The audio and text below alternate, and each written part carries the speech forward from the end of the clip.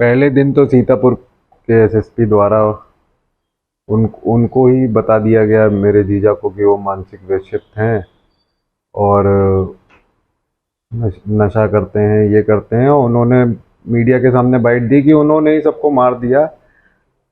Plus लेकिन मौके पे तो स्वयं पहुंचे थे, तो उनसे ये पूछना था कि पहली बात तो मानसिक विक्षिप्त आदमी को कोई घर पे क्यों रखेगा।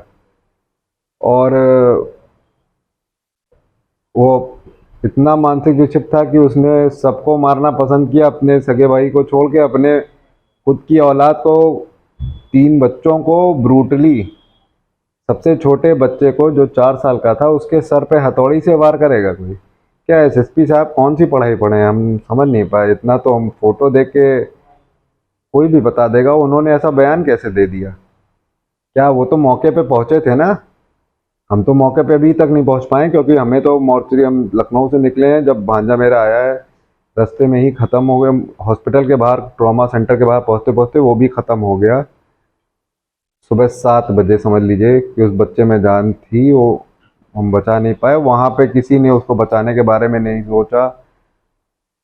और उसके बाद एसएसपी साहब ऐसा बता रहे हैं कि वो फाइनेंशियल क्राइसिस और ये वो। फाइनेंशियल क्राइसिस वाले लोग ऐसी लाइफ जीते हैं? हमारे बच्चों को देख के कहीं से लगता है आपको? तीनों जो भांजे थे आपके सीमित स्कूल में पढ़ाई करते थे। भाई एमएस स्कूल में पढ़ाई करते थे, और यहाँ लखनऊ में फ्लैट था जो मेरी सिस्टर ने लिया था। मतलब सब था। इस पे शक लग रहा है, क्या क्या वजह हो सकती किस है? पे शक? क्या पुलिस तो पहले दिन तो बता रही थी। अब उसकी जो, हमने तो पहले दिन ही बता दिया था कि उनका भाई और उनके रिश्तेदारों का हाथ हो सकता है। उसके भाई का तो है ही, क्योंकि 7 लोग एक घर में हैं और 6 लोग मर जाते हैं, इकलौता आदमी बचता है जो कि स्टेटमेंट में बताता है कि मेरे भाई ने सबको मार दिया, लेकिन कहीं इससे ये प्रूफ नहीं हो पाता है। पोस्टमार्टम उसको रिपोर्ट में कैसे आ छोड़ गया। दिया? पोस्टमार्टम की रिपोर्ट में सब आ गया कि जिसको एसएसपी साहब, यानी कि मेरे जीजा जी को जो बता रहे थे कि उन्होंने ही मानसिक विक्षिप्त होने के नाते सब किया है। मानसिक विक्षिप्त आदमी के सर में 2 गन शॉट पाया गया है कट्टे से, एक इधर से और एक इधर से, प्लस हथौड़ी का भी निशान पाया गया है। तो मानसिक विक्षिप्त के साथ लग रहा है वो कुछ ज़्यादा ही पावरफुल थे, और 2-3 कट्टों से खुद को मार रहे थे, और हथौड़ी भी तीसरे हाथ से मार रहे थे। तो ये तो एसएसपी साहब, इसका अब मुझे जवाब चाहिए उनसे कि पहले दिन उन्होंने ऐसा बयान कैसे दिया और ट्विटर हैंडल से अपने डिलीट कैसे किया। उन्होंने मेरे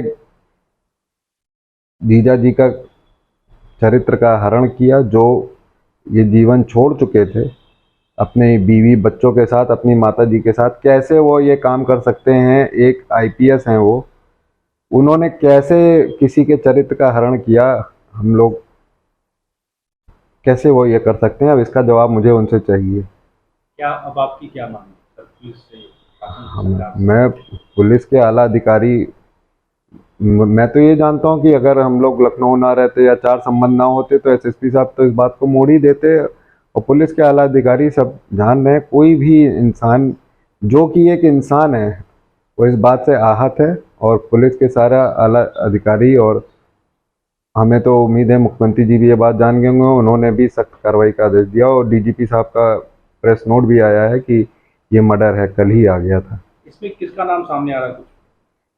अभी मुझे जो पता लगा है कि उसने ये कबूल लिया है कि उसने किया है, और लेकिन किसने?